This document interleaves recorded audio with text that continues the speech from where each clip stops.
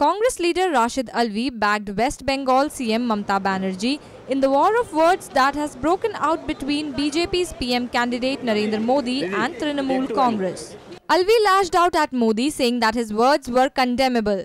Alvi said that earlier Modi was under the impression that TMC would form an alliance with BJP, but when Modi realized that there was no hope of an alliance, he lashed out against TMC, and TMC had only reacted to Modi's comments.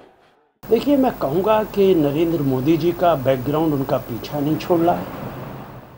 अल्फाज काबिल एतराज़ हैं, लेकिन ऐसा लगता है कि मोदी जी पहले जब गए थे बंगाल तो उन्हें ये उम्मीद थी कि ममता बनर्जी शायद उनका साथ दे दें, तब उन्होंने कोई जुमला उनके खिलाफ नहीं बोला था। आज उन्हें ऐसा लगता है कि ममता उनका साथ नहीं देने वाली, तो इस बार जाके उन्होंने जो कुछ बोल सकते थे वो बोला है, और उसका ये नतीजा है कि टीएमसी ने इस तरीके के अल्फाज बोले हैं।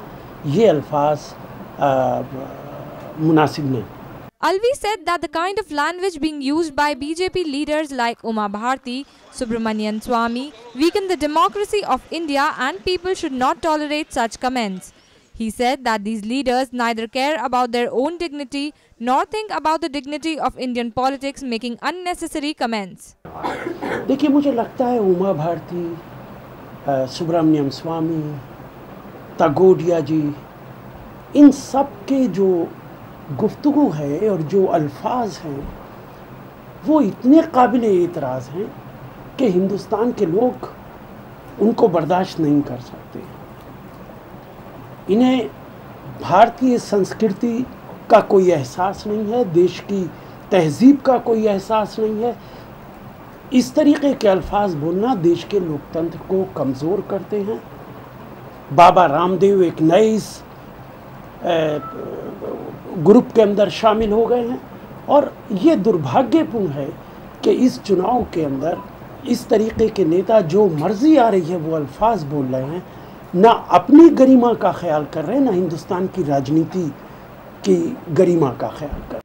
Alvi said that every citizen of India was proud of the religion they belonged to, and hence the party should not use religion for electoral benefits.